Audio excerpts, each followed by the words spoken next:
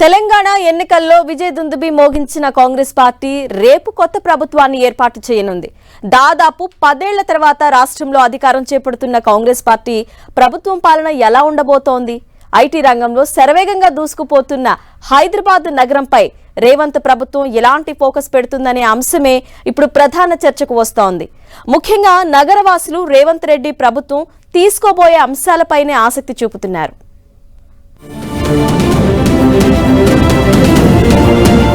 తెలంగాణ రాష్ట్రానికి హైదరాబాద్ నగరం గుండెకాయ లాంటిది. పలు ఐటీ సంస్థలను ఆకర్షించడంలో కొంత అసంపూర్తిగా ఉన్నప్పటికీ నగరంలో మౌలిక సదుపాయాల అభివృద్ధికి గత ప్రభుత్వాలు తీసుకున్న చొరవతో నగరవాసులు చాలా వరకు సంతృప్తిగా ఉన్నారు. హైదరాబాద్ నగరం ల్యాండ్ లాక్డ్ అయినప్పటికీ నలుచెరుగులా నగరం వృద్ధి చెందడానికి హైదరాబాద్ కు ఉన్న అవకాశం దేశంలో మరే ఇతర మహానగరానికి లేదనే చెప్పాలి. దీనికి తోడు హైదరాబాద్ నగరానికి లొకేషన్ పరంగా మరే ఇతర మహానగరానికి లేనంత అనుకూలత ఉంది. దేశంలో ఏ ఇతర నగరానికైనా గరిష్టంగా 2 గంటల్లో హైదరాబాద్ నుంచి వెళ్లగలిగేలా ఎయిర్ కనెక్టివిటీ ఇక్కడ ఉంది. అంతర్జాతీయంగా పేరు ప్రఖ్యాతిగాంచిన పలు ఐటీ సంస్థలు కొలువుదీరి ఉన్నాయి. ఐటీ రంగానికి కావలసిన నిపుణులు అందుబాటులో ఉండటంతో పాటు హైదరాబాద్ నగరం ఒక మినీ ఇండియాగా విరాజిల్లుతూ అన్ని ప్రాంతాల వారిని, అన్ని వర్గాల వారిని ఆకర్షిస్తోంది. వాతావరణ పరంగా, శాంతి భద్రతల పరంగా హైదరాబాద్ నగరం ఎంతో అనువైనదిగా ఉంది. కాస్ట్ ఆఫ్ లివింగ్ కూడా మరే ఇతర మెట్రో నగరాలతో పోల్చినా హైదరాబాద్ లోనే తక్కువ. మధ్యతరగతి ఉద్యోగులకు ఇది చాలా సానుకూల అంశం.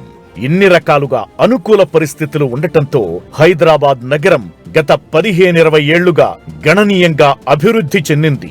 దీనివల్లనే తెలంగాణ రాష్ట్రానికి భారీ స్థాయిలో ప్రత్యక్ష పరోక్ష పన్నుల రూపేణా రెవెన్యూను సమకూర్చే స్థాయికి హైదరాబాద్ ఎదిగింది.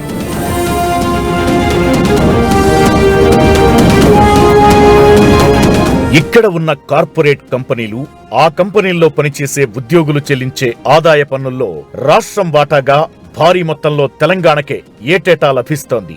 వీటితో పాటు ఇక్కడ నివసించే ఉద్యోగులు నిత్యం చేసే కొనుగోళ్ల ద్వారా భారీ స్థాయిలో జీఎస్టీ రూపేణా, వృత్తి పన్నుల రూపేణా రాష్ట్రానికి భారీ ఆదాయం లభిస్తోంది. ఇక భారీ స్థాయిలో ఉద్యోగులు స్థిర నివాసం ఏర్పాటు చేసుకుంటుండటంతో దానికి తగ్గట్టుగా రియల్ ఎస్టేట్ రంగం కూడా హైదరాబాద్ లో గత 15 సంవత్సరాల్లో భారీగా వృద్ధి చెందింది. దీని ద్వారా రాష్ట్ర ప్రభుత్వానికి వివిధ పన్నుల రూపేణా భారీ ఆదాయం లభిస్తోంది. ఇతర మెట్రో నగరాలతో పోల్చితే హైదరాబాద్ రియల్ ఎస్టేట్ ధరలు ఇప్పటికీ రీజనబుల్ గా ఉన్నాయనే చెప్పాలి. తెలంగాణ రాష్ట్ర ప్రభుత్వానికి లభించే రెవెన్యూలో దాదాపు 40% గ్రేటర్ హైదరాబాద్ నుంచే లభిస్తోంది. ఒక్క ఐటీ రంగం గురించి చెప్పాలంటే 2022-23 ఆర్థిక సంవత్సరంలో హైదరాబాద్ నుంచి దాదాపు 2,40,000 కోట్ల విలువైన ఐటీ ఎగుమతులు జరిగాయి. ఈ ఏడాది మార్చి నాటికి 9 లక్షల మందికి పైగా ఉద్యోగులు హైదరాబాద్ ఐటీ రంగంలో ప్రత్యక్షంగా పనిచేస్తున్నారు. ఈ గణాంకాలను చూస్తే హైదరాబాద్ నగరానికి, ఐటీ రంగానికి తెలంగాణ అభివృద్ధిలో ఉన్న ప్రాధాన్యత అర్థమవుతుంది. ఈ స్థాయిలో కాకపోయినా హైదరాబాద్ లో ఫార్మా పరిశ్రమలు కూడా భారీ స్థాయిలో ఉద్యోగ అవకాశాలు కల్పించడంతో పాటు రెవెన్యూను ఆర్జిస్తున్నాయి. కొన్ని రకాల విమర్శలు, ఆరోపణలు, ఇంకా మిగిలిపోయిన అభివృద్ధి పనులు ఉన్నప్పటికీ గత ప్రభుత్వం హైదరాబాద్ నగరంపై మంచి ఫోకస్ పెట్టడంతో తాజాగా జరిగిన అసెంబ్లీ ఎన్నికల్లో నగరవాసులు అధికార పక్షానికి వెన్నుదన్నుగా నిలిచారు. కొత్త ప్రభుత్వం కూడా ఇదే రకమైన ఫోకస్ చూపించినట్లయితే హైదరాబాద్ నగరవాసులు నిర్ద్వంద్వంగా ప్రస్తుత ప్రభుత్వానికి వెన్నుదన్నుగా నిలుస్తారు. హైదరాబాద్ మహానగరంలో ఇప్పటికే పలు భారీ అభివృద్ధి పనులు జరగ్గా మరికొన్ని ప్రధాన ప్రాజెక్టులు పెండింగ్ లో లేదా ప్రతిపాదన దశలో ఉన్నాయి. మెట్రో రైల్ ప్రాజెక్టు విస్తరణ, రీజనల్ రింగ్ రోడ్ ఏర్పాటు, ప్రతిపాదిత రింగ్ రైల్ ప్రాజెక్టు ఇందులో ప్రధానమైనవి. నగరంలో పలుచోట్ల రోడ్ కనెక్టివిటీని మెరుగుపరచడంతో పాటు డ్రైనేజీ, వరద నీటి వ్యవస్థలను ఇంకా మెరుగుపరచాల్సి ఉంది. గత ప్రభుత్వాల మాదిరిగానే ఫోకస్ పెట్టి కొత్త ప్రభుత్వం వీటిని పూర్తి చేయాలని నగరవాసులు కోరుకుంటున్నారు.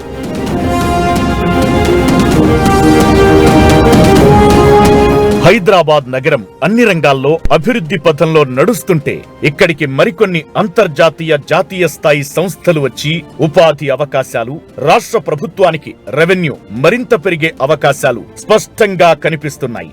ఐటీ రంగంతో పాటు ఫార్మా రంగం కూడా హైదరాబాద్ నగరంలో పెద్ద ఎత్తున ఉపాధి అవకాశాలు కల్పిస్తోంది. ఈ రంగం అభివృద్ధికి ఇంకా అవకాశాలు ఉన్న నేపథ్యంలో ఫార్మా మీద కొత్త ప్రభుత్వం ఫోకస్ కొనసాగించాల్సిన అవసరముంది. కొత్త ప్రభుత్వం ఈ అంశాలపై ఫోకస్ కొనసాగిస్తే రాష్ట్రంలోని వివిధ ప్రాంతాల్లోని నిరుద్యోగ యువతకు మరిన్ని ఉపాధి అవకాశాలు లభిస్తాయి. ప్రభుత్వ పరంగా ఖాళీగా ఉన్న ఉద్యోగ నియామకాలను కొత్త ప్రభుత్వం త్వరగా భర్తీ చేసినప్పటికీ రాష్ట్ర వ్యాప్తంగా భారీ సంఖ్యలో ఉన్న నిరుద్యోగ యువతకు పూర్తి స్థాయిలో ఉపాధి అవకాశాలు లభించాలంటే అది ప్రైవేటు వ్యాపార సంస్థలు, పరిశ్రమల ద్వారా మాత్రమే సాధ్యమవుతుంది. అందుకే ఏ రకంగా చూసినా తెలంగాణ రాష్ట్రానికి హైదరాబాద్ నగరం గుండెకాయ లాంటిది. దీనిని పరిరక్షించుకోవడం, మరింతగా అభివృద్ధి చేయడం కొత్త ప్రభుత్వానికి ఖచ్చితంగా ముఖ్యం, అనివార్యం కూడా.